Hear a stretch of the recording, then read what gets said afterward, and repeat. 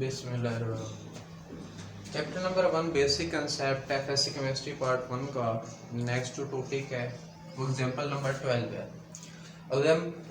Example number जो 12 आपके पास है, इसमें हमें जो चीज़ फाइंड करने के लिए कह रहा है वो सारी की सारी चीज़ें ये न्यूमेरिकल लिख दी है, इसमें से हम सारी की सारी चीज़ें निकालेंगे। देखेंगे इसमें क्या कह रहा है। कह रहा है मैग्नीशियम की जो मेटल है वो HCl के साथ रिएक्शन करती है। ये मैग्नीशियम की मेटल है और इसने रिएक्शन करने HCl के साथ, जिसकी वजह से कौन सी चीज़ बनाएगी, मैग्नीशियम क्लोराइड बन जाएगा MgCl2 और साथ में हाइड्रोजन गैस एलिमिनेट होगी। यहाँ पे अगर रिएक्शंस की बात की जाए तो मैग्नीशियम की वैलेंसी 2 होती है और क्लोरीन की वैलेंसी -1 है। अगर एक्सचेंज करें तो आपके पास क्या बनेगा, MgCl2 ही बनेगा। दूसरी तरफ यहाँ से H खारिज होंगे क्योंकि यहाँ पे क्लोरीन 2 है, it mean 2 he H eliminate हो गए। 2 H एलिमिनेट हुए तो H2 गैस की फॉर्म बनाएंगे आपके पास, इसलिए इसमें ये इक्वेशन मैंने मेंशन कर दी है।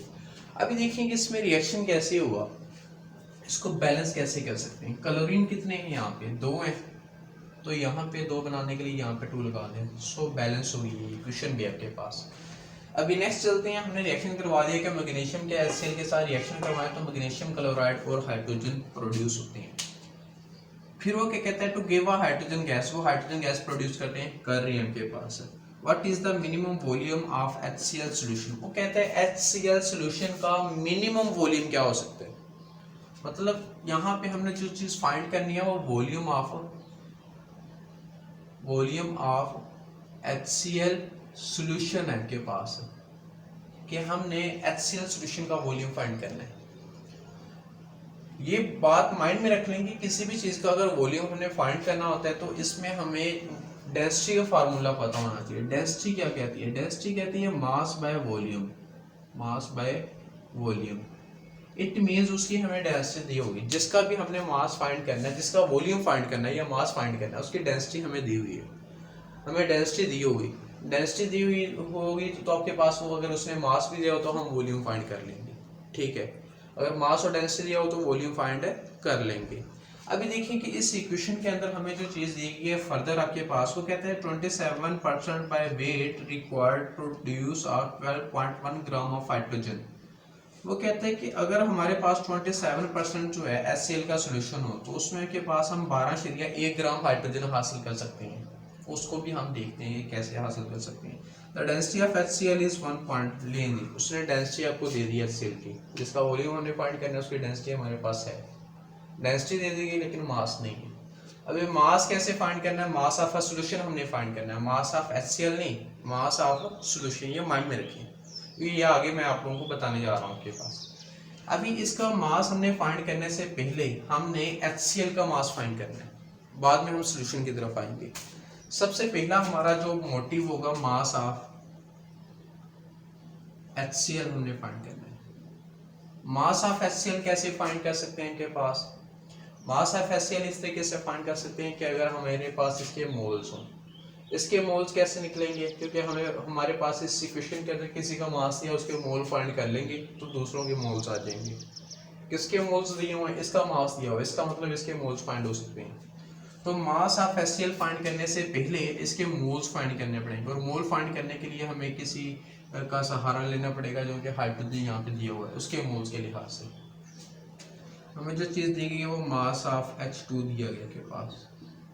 इसका मास कितना दिया उसने, इसका मास उसने दिया वो 12.1 ग्राम प्रोड्यूस करता है, 12.1 ग्राम होता है। इसके मोलर मास की बात करें, मोलर मास ऑफ H2 तो वो कितना होता है 2.016 ग्राम पर मोल। तो इसमें मोल्स क्या निकलेंगे, इसके मोल्स ऑफ H2 जो हैं वो अपने मास को ऊपर रखना है और उसको नीचे रख के डिवाइड कर देना है, तो रिजल्ट क्या आया 6 मोल्स है। हमें पता चल गया कि H2 के कितने मोल्स हैं, 6 मोल्स हैं। जब इसके मोल्स पता चल गए, इसके कितने मोल्स हैं, 6 मोल्स हैं, इसके मोल पता चल गए, इट मीन्स इसके मोल भी पता चल जाएंगे, इसके मोल्स भी इसके मोल्स भी कंपैरिजन के साथ। इट मीन्स हमें इससे तो मोल चाहिए क्योंकि इसका मैंने मास फाइंड करना है, तो इट मीन्स इसके मोल्स इजीली फाइंड हो जाएंगे। कैसे, देखिए कि अगर इसका एक एटम है तो उसके कितने एटम आ रहे हैं, 2 आ रहे हैं। इट मीन्स अगर इसका 1 मोल होगा तो इसके कितने होंगे, 2 मोल्स होंगे। इसके अगर 6 मोल है तो इसके कितने होंगे, 12 मोल होंगे, मतलब डबल होगा। ये 1 और ये उसका डबल है। और यहाँ पे 2 है तो यहाँ पे 4 है, यहाँ पे 4 है तो यहाँ पे 8 है, यहाँ पे 6 है तो यहाँ पे 12 है आपके पास। इट मीन्स यहाँ पे इसके जो मोल्स आएंगे वो 12 मोल्स आएंगे। और इसको फाइंड करने का तरीका ये होता है कि आपने यहाँ पे इससे तो अभी ऐसे ही रहने दें, मोल्स हमने फाइंड करने, एक तरफ HCl ले लें, दूसरी तरफ आपके पास हाइड्रोजन है। अगर इसका 1 मोल है तो इसके कितने मोल्स आ रहे हैं, 2 आ रहे हैं। इट मीन्स 1 को मैंने इससे मल्टीप्लाई कर दिया क्योंकि मेरे पास 6 मोल थे, तो इसके लिहाज से फिर मैंने एक निस्बत के लिहाज से भी 6 मल्टीप्लाई करना है, तो यहाँ पे 6 मोल्स आ गए, यहाँ पे 6 मोल्स की जगह पे यहाँ पे 12 मोल आ गए। मतलब हमें पता चल गया कि हाइड्रोजन के 6 मोल जो है अगर उसको कंपैरिजन करें तो HCl के 12 मोल बनते हैं। इट मीन्स हमें इसके मोल्स का पता चल गया। जब इसके मोल्स का पता चल गया तो हमें HCl का मास भी इजीली फाइंड हो जाएगा। कैसे, यहाँ पे हमें मोल्स ऑफ HCl पता चल गया, मोल्स ऑफ HCl जो है वो 12 मोल है के पास। मोलर मास क्या होगा, इसका मोलर मास भी फाइंड कर लेते हैं। मोलर मास ऑफ HCl वो 36.5 होगा, क्योंकि 35.5 इसका है Cl का और एक उसका है, 36.5 ग्राम पर मोल होता है। देन हम मास फाइंड कर लेंगे, मास ऑफ HCl वो कैसे निकलेगा, मास ऑफ HCl कैसे निकलेगा आपके पास, वही मोल वाला फार्मूला आप लोगों ने लगाना है। वो मोल वाला फार्मूले के लिए मैं लिख देता हूँ ताकि आपको समझ आ जाए। फार्मूला होता है कि mole of HCl equal to mass by molar mass. यहाँ पे वैल्यू पुट करें और आपका रिजल्ट आ जाएगा। अभी यहाँ पे मैं वैल्यू पुट कर देता हूँ। मोल ऑफ HCl कितने मेरे पास 12 है और मास मैंने फाइंड करना है HCl का, मास ऑफ HCl। मोलर मास कितना है इसका 36.5 है, ये जरा के मल्टीप्लाई हो जाएगा, 12 multiply by 36.5 is equal to mass of HCl। और कितना निकला आपके पास, इसका जो मास है वो निकला 438 ग्राम।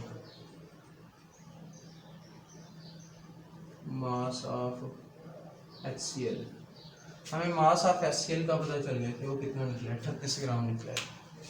चलिए फर्दर, अभी हमें इसका मास तो पता चल गया लेकिन अभी सोल्यूशन का मास नहीं पता चला, क्योंकि हमने जो वॉल्यूम निकालना है वो सोल्यूशन का है, volume of HCl solution. Mass HCl का पता चल गया, उसको देखते हुए हम उसके जो है सोल्यूशन की तरफ आते हैं इस परसेंटेज के लिहाज से। ये परसेंटेज हमें बताएगी, कैसे बताएगी उसको मैं थोड़ा सा रेस करता हूँ ताकि आपको उसकी तरफ लेके जाऊँ आपके पास वॉल्यूम की तरफ। अभी क्योंकि मास तो हमें पता चल गया उसका कितना मास है,